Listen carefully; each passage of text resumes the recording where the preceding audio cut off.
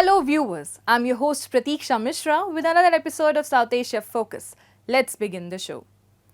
India's relationship with the Middle East has evolved into a vibrant partnership of increasing importance over the years. Built on strong historical, economic and cultural connections, this relationship has expanded to include strategic collaborations that reflect common interest.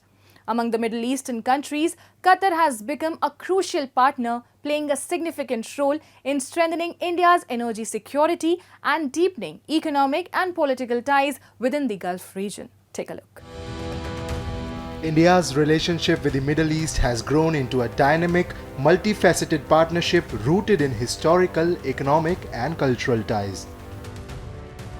The region's strategic importance stems from its proximity, vast energy resources and expanding trade links.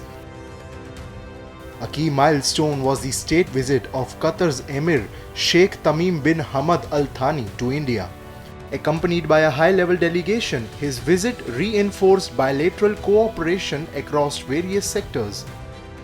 During talks in New Delhi, Prime Minister Narendra Modi and the Emir exchanged agreements emphasizing strong trade ties, deep people-to-people connections, and a shared commitment to strengthening their partnership. I think it's one of the most growing relation between two countries, especially if we take the Gulf country in general and India and Qatar in particular, because of Qatar is a tiny Arab state, but yet it is playing a major role in the energy sectors. And I think there where India needed the most is the energy sector, and that will help India in building its strategy of the energy, what we call energy security. On the sidelines of the Emir of Qatar's visit to India, the India-Qatar Joint Business Forum was held, highlighting the immense potential for collaboration between the two nations. The forum focused on fostering innovation and shaping future industries, reinforcing their commitment to strengthening economic ties and exploring new avenues of partnership.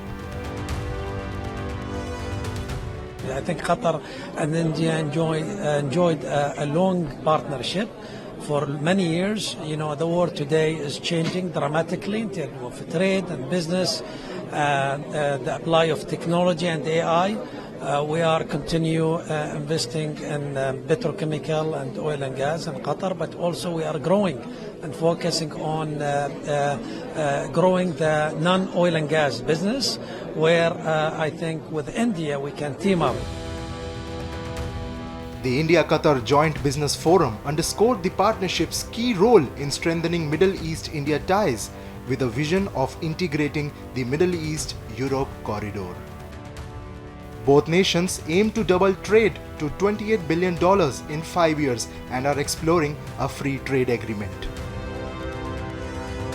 India and the Gulf Cooperation Council, we are at this moment negotiating about having a free trade agreement.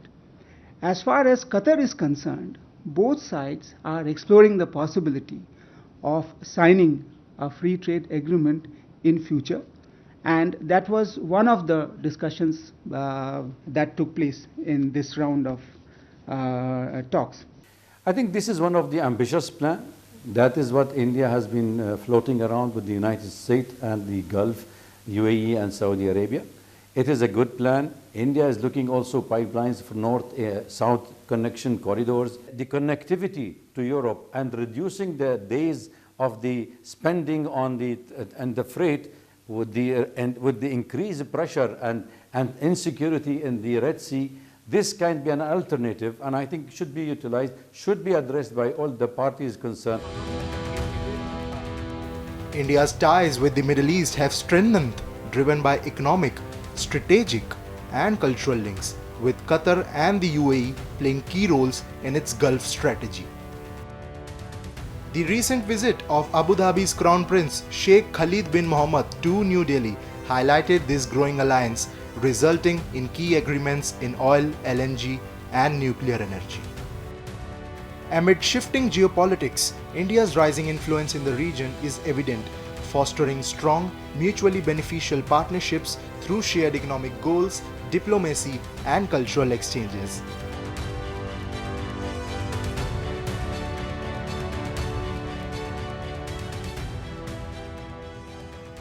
As Ramadan draws near, the sharp rise in inflation across Pakistan has left many families struggling to make ends meet.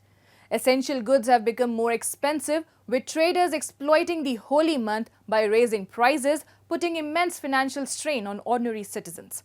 With little government interventions to curb this trend, the festive spirit of Ramadan is overshadowed by the harsh reality of inflation, mismanagement and corruption, making it an even tougher time for the nation's most vulnerable.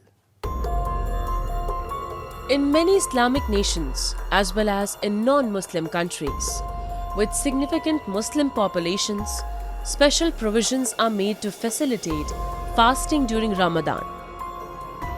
Governments and charitable organizations collaborate to provide essential goods at discounted prices, easing the burden on families during this sacred time. However, the situation in Pakistan is markedly different. As Ramadan approaches, Pakistan is grappling with a sharp rise in inflation, driving up the cost of essential commodities and making it increasingly difficult for ordinary citizens to make ends meet. Instead of offering relief to the public during this holy month, traders, particularly in major cities like Karachi, are significantly raising prices. This has sparked widespread frustration and financial strain among the population, making the spirit of Ramadan harder to embrace. दुनिया में Christian Europe में हिंदू बरादरी भी India में पैसे कम करती है और यहाँ के ताजिर लोगों को लूटने के लिए महंगाई की इंतहा पर चले जाते हैं। ताजिर बरादरी जो है वो मुल्क को चाटने में पाकिस्तान के सियासतदानों की तरह इन्वॉल्व है। वो मुल्क को खा रहे हैं, जैसे सियासतदान जो है ना अपने खर्चे पूरे करने के लिए पब्लिक पर बोझ डालते हैं। In a country where a significant portion of the population lives paycheck to paycheck, the rising costs of essential goods have placed a considerable burden on families that were already living on the edge. For many, even meeting their basic transportation needs has become an overwhelming challenge. What makes the situation even more dire is the growing inability to afford essential festive items for the holy month, such as special foods, new clothes, or even basic gifts.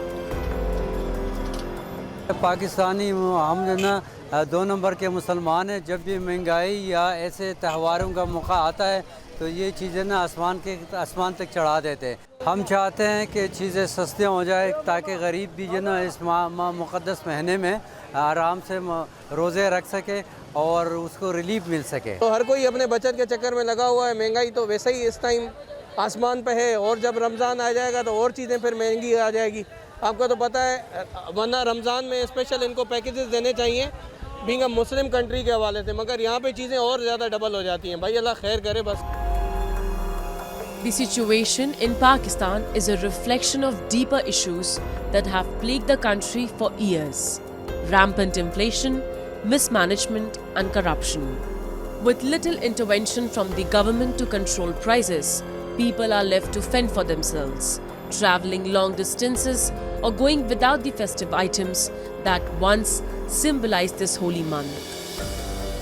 As the government continues to grapple with economic instability and corruption, the question remains: how long will the common people continue to bear the weight of this crisis? For now, it seems that Ramadan in Pakistan is marked not by the spirit of giving, but by a painful reminder of the ongoing struggles faced by its citizens. Time now for Asia This Week, the stories from across the continent. Renowned Thai influencer Pancake, who has 2.9 million followers worldwide, visited Fukushima to embrace the winter season alongside 20 Thai tourists. Their goal was to explore new experiences, savor local cuisine, and immerse themselves in traditional culture.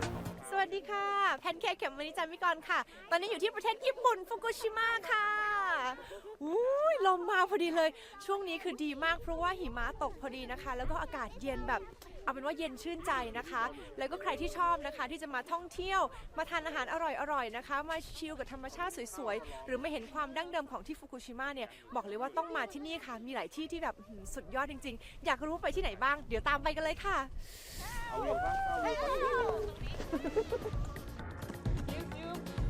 One of the trip's highlights was visiting Aochi-juku, a historic Edo-era village.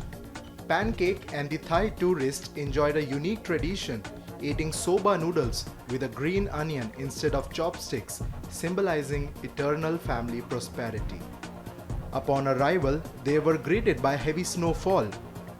Known for its powder-fine snow, Fukushima is perfect for skiing, snowboarding, and snow sliding, a thrilling first-time experience for the group. At a local strawberry farm, they sampled 12 varieties of strawberries, each with a distinct flavor. Open year-round, the farm offers visitors a chance to enjoy fresh fruit picking. Pancake promised to return back to Fukushima, while her fellow travelers eagerly anticipated skiing next winter. With its breathtaking landscapes, rich culture, and warm hospitality, Fukushima continues to captivate visitors worldwide. Since the Great East Japan earthquake in March 2011, Fukushima has made a remarkable recovery, reclaiming its status as a popular tourist destination and attracting visitors from around the world. Recently, Vietnamese influencer Khoi Lang Thang explored Fukushima to showcase its winter beauty. Hi, chào mọi người, mình là Khoai Lang Thang và hôm nay Khoai đang ở Nhật Bản ở Fukushima và mọi người có thể nhìn thấy mùa đông ở nơi đây tuyết rơi trắng xóa và rất dày luôn. Và hôm nay Khoai nghĩ là Khoai sẽ có rất nhiều hoạt động, mình có thể đi bộ trong rừng, mình sẽ khám phá ẩm thực và đi ra ngoài biển nữa. Và mọi người đón chờ thử coi Khoai sẽ có những hoạt động gì ở nơi đây nha. The Vietnamese influencer experienced snowshoe trekking through 1.3 meters of snow, an exceptional sight as such heavy snowfall returned this winter after an 8-year gap.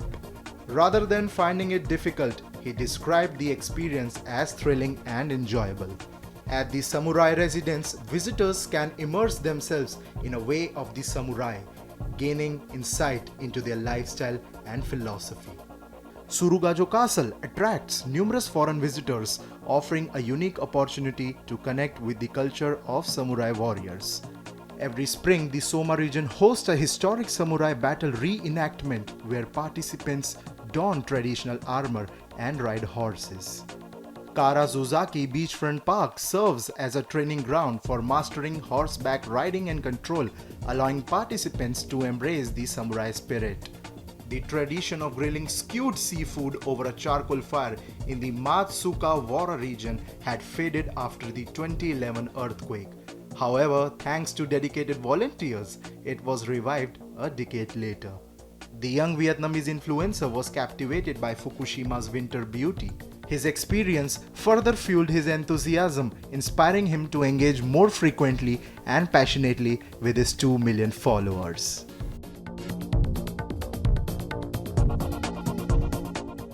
The lawyer of South Korean President Yoon Suk-yeol said on February 20 that he had fully explained key issues in a court hearing to cancel Yoon's detention. The Seoul Central District Court held the first hearing of the impeached president's criminal trial over insurrection charges following his short-lived imposition of martial law on December 3rd. Sri Lanka's economy has endured a challenging journey, but with President Anura Kumara Dissanayke's newly introduced budget, the country is focused on recovery. The budget aims to tackle the aftermath of the 2022 crisis, emphasizing fiscal discipline, economic reforms and debt restructuring. With projections of 5% GDP growth in the medium term, Sri Lanka is looking to stabilize inflation and restore a stable currency. Take a look. Sri Lanka's economy has been struggling for years, but the crisis reached its peak in 2022 when the country defaulted on its international debt for the first time in its history. the South Asian nation faced severe shortages of essentials like fuel, medicine and cooking gas, leading to widespread protest. The crisis also forced then President Gotabaya Rajapaksa to flee and resign. Since the economic collapse, the country has been on a path to recovery. In a major move to rebuild and stabilize the nation's economy, Sri Lanka's President Anura Kumara Dissanayake introduced a budget on February 17, focused on transforming the country's crisis-hit economy and preparing for debt repayments starting from 2028. In a nearly 3-hour speech to Parliament, Dissanayake pledged reforms that largely aligned with the conditions set out in a $2.9 billion IMF bailout. මෙවර අයවැය සකස් කර තිබෙන්නේ බොහෝ සීමාවන්ට යටත්ව 2022 වසරේ සිට අපි අත්විඳින ආර්ථික අර්බුදයේ බරපතලකම ගැන අප අමතක කළ නොකළ යුතුයි. බොහෝ රටවල් ශ්‍රීත්වයේ ණය පැහැරහැරීමෙන් අනතුරුව අහිමි දශකයක් ලෙස හඳුන්වනු ලබන කාලයක් ඔස්සේ ගමන් කොට තිබෙනවා. ණය අර්බුදයට පත් වුණාම, ණය ගෙවා ගන්න බැරි වුණාම, රට බංකොලොත් බවට පත් වුණාම බොහෝ රටවල් ඒ රාජ්‍යයට අහිමි දශකයක් ගත කොට තිබෙනවා. දශකයක කාලයක් තමන්ගේ සියල්ල නැවත ප්‍රතිස්ථාපනය කිරීම සඳහා සැලකිලි කාලයක් ගත වී තිබෙනවා. කෙසේ වුවත් මේ වන විට අපි යම් ස්ථාවරයක් අත්පත් කර ගැනීමට සමත්ව තිබෙනවා. මේ ශක්තිමත්ව ස්ථාවර කර ගැනීම සඳහා අවශ්‍ය මූල්‍ය විනය, ආර්ථික දැක්ම සහ මඟ පෙන්වීම සහිතව මෙම අයවැය සකස් කොට තිබෙනවා. The left-leaning Dissanayake, who is also a finance minister, was elected last year to fix the South Asian islands nation's economy after a meltdown in 2022 that led to its first international debt default. One of Dissanayake's critical tasks was to manage Sri Lanka's debt restructuring process. This involved negotiating with country's creditors to reduce the overall debt burden and extend payment terms. The debt restructuring negotiations were complex and involved discussions with various stakeholders, including bilateral creditors such as China and India, commercial banks, and multilateral institutions like the IMF. Fortunately, Sri Lanka has also achieved success in its efforts to a large extent. Now, with the new budget, Colombo is setting a clear path toward long-term economic stability and growth with an emphasis on fiscal discipline and strategic reforms. මූර්ත දළදේශ නිෂ්පාදිතයේ වර්ධනය 5% වඩා වැඩියෙන් අපි මැදි කාලිනව අපේක්ෂා කරනවා. ආර්ථික සැපයුම් ධාරිතාව වැඩි දියුණු කිරීම සඳහා අප ගණමින් සිටින ක්‍රියාමාර්ග තුලින් මිල නිසා හටගත හැකි කම්පනය අවම කර ගැනීමටත් එමගින් අඩු සහ ස්ථාවර උද්දමනයක් තවදුරටත් පවත්වා ගැනීමටත් අපි අපේක්ෂා කරනවා. සාර්ව ආර්ථික ප්‍රතිපත්ති මාර්ගයේ විශාල ජංගම ගිණුම හිගයක් පැවති යුගයට තිත තබමින් විදේශ අංශයේ ජංගම ගිණුමෙහි ස්ථාවර ශේෂයක් අපේක්ෂා කරනවා. ඒ අනුව වෙළඳපොළ මූලධර්ම මත පදනම් වූ අපගේ විනිමය අනුපාතය තවදුරටත් ඉහළ උච්චාවචනයට ලක් නොවනු ඇත. As Sri Lanka navigates through its recovery, the successful management of inflation and external balances will play a key role in fostering a more resilient economy. If inflation is managed effectively, it will help stabilize prices for goods and services, making essential items more affordable and improving the purchasing power of the population. This, in turn, can boost consumer confidence and increase domestic demand, which is vital for economic recovery. By stabilizing inflation and improving external balances, Sri Lanka's currency is expected to be less volatile. A stable currency will not only improve business confidence but also attract foreign investment, which is crucial for long-term economic growth. The residents of Pakistan-occupied Gilgit-Baltistan are facing an alarming crisis due to poor infrastructure and lack of essential services. The roads remain in disrepair, causing severe disruptions, while the contaminated water is leading to widespread health problems. The non-functional sewerage system and the absence of basic necessities like electricity and water have worsened the living condition. The roads in Pakistan-occupied Gilgit-Baltistan are in terrible shape, and the visuals show the painful reality. When it rains, the roads turn into rivers of mud, washing away parts of the path and leaving whole communities trapped. The local residents are protesting because these dangerous roads are putting their lives at risk, and under the name of renovation and construction, only paperwork is being done. ये road इंतहाई खराब है। यहाँ से आज के लिए कह रहे हैं कि हमने इतना अरबों का काम किया, कुछ भी नहीं किया है।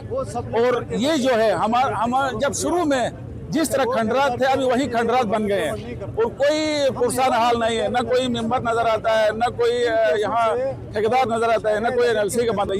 ये रोड 1 किलोमीटर का रोड है सर। 6 महीनों से काम शुरू किया है और खंडरात बना के छोड़ा है। The residents of POGB are enduring daily struggles due to lack of basic necessities like electricity and water. The non-functional sewage system has further worsened the situation, while contaminated water is causing serious health issues. यहाँ कोई पुरसान हाल नहीं, न बिजली है, न पानी है, बुनियादी जरूरियात कोई भी नहीं, न यहाँ कोई सेवरेज सिस्टम जो किया है वो भी नाकिस है। और यहाँ ये बिल्कुल ही इस तरह है कि ये लोगों को जानबूझ के इस तकलीफ में रखना चाहते हैं। पानी का यहाँ इशू है, पानी ऐसा गंदा पानी पी रहे हैं जिससे हार्ट अटैक और दीगर दूसरी बीमारियों पे आप देखिए अस्पतालों में वो वहाँ इलाज भी नहीं और वो लोग वहाँ एडमिट हैं। Amidst the chaos, locals feel abandoned by authorities with no tangible solutions in sight. As the situation worsens, they continue to protest, demanding immediate action for their basic rights. Amidst the neglect, the people of Pakistan-occupied Gilgit-Baltistan continue to suffer. And with that, we come to the end of this week's episode. See you next week. Till then, goodbye and take care.